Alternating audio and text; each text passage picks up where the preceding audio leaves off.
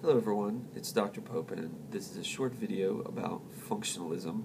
I'm just going to go over some of the key points of functionalism and what it says about the role of schooling in society. The big thing to remember about functionalism is it operates according to this biological metaphor that society is like an animal, basically. And each of the individual social institutions within a society, whether they're schools, churches, libraries, civic groups, whatever, function as organs for that animal. So, something is like the heart, something is like the lungs.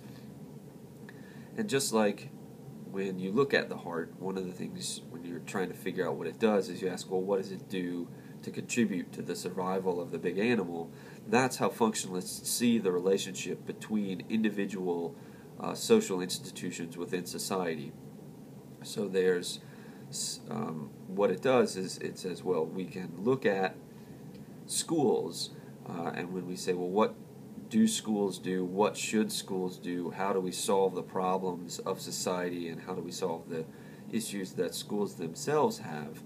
When we look at all that, we have to ask, well, what do schools contribute to the larger overall society? What do they do for society as a whole?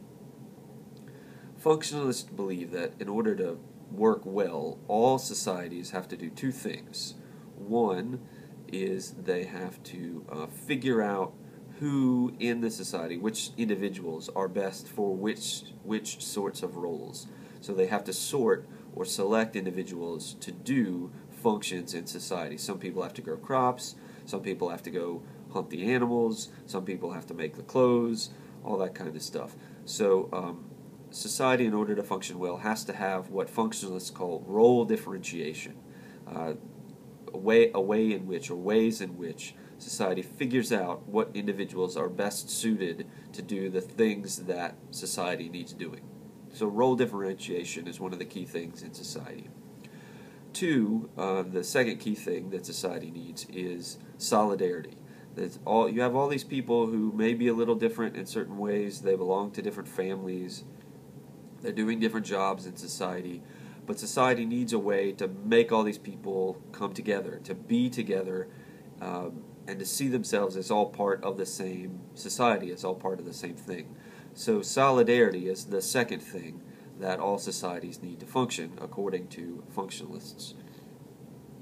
Well, in what earlier functionalists would call primitive societies, there was a point in time where sort of a lot of functionalists saw society as progressing from primitive to advanced.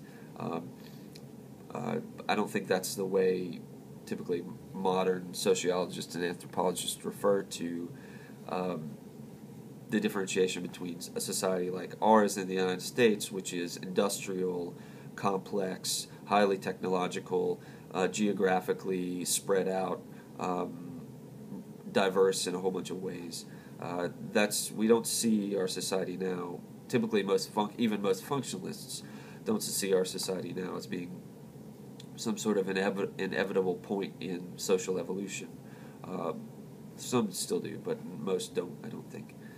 Anyway, in a large, complex industrial society like ours, those two roles, role differentiation and solidarity, typically can't be accomplished by informal social groups. In, say, an agricultural society, a small society based primarily on farming, that could be. You kind of differentiation was done sort of according to families, and because everybody lived kind of and worked together, and you traded your grain for pigs or whatever.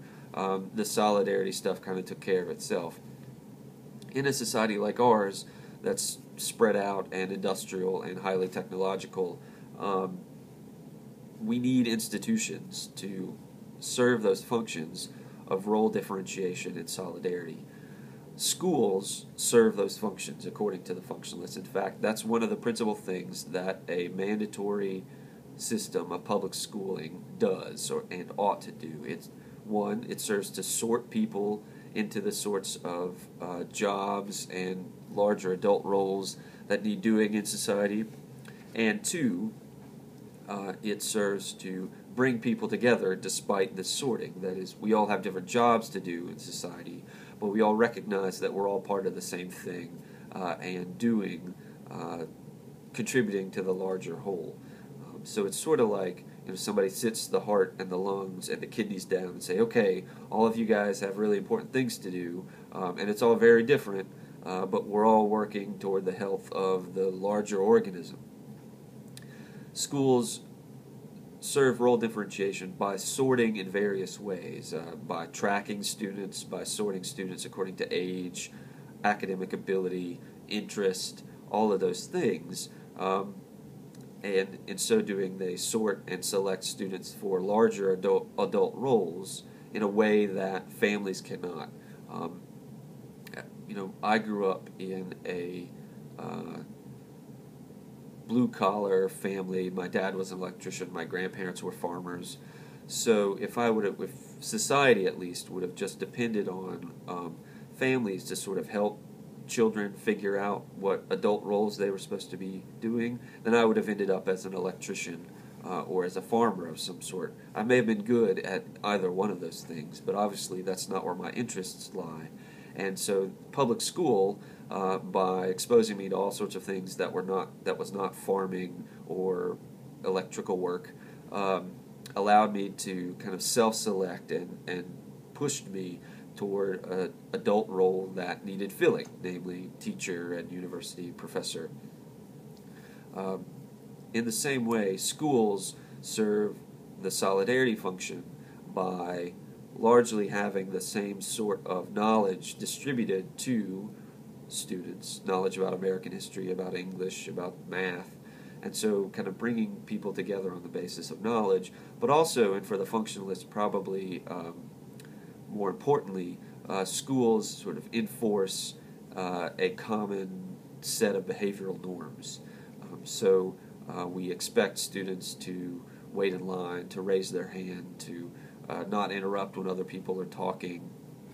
And these sorts of behavioral norms are really one of the key features in solidarity, is that we all learn to act in similar ways. And in some sense, we all learn to think in similar ways. That solidarity is not just a mutual love fest of well-feeling where I feel we're all equal and we're all the same, but that we see the world in largely similar ways.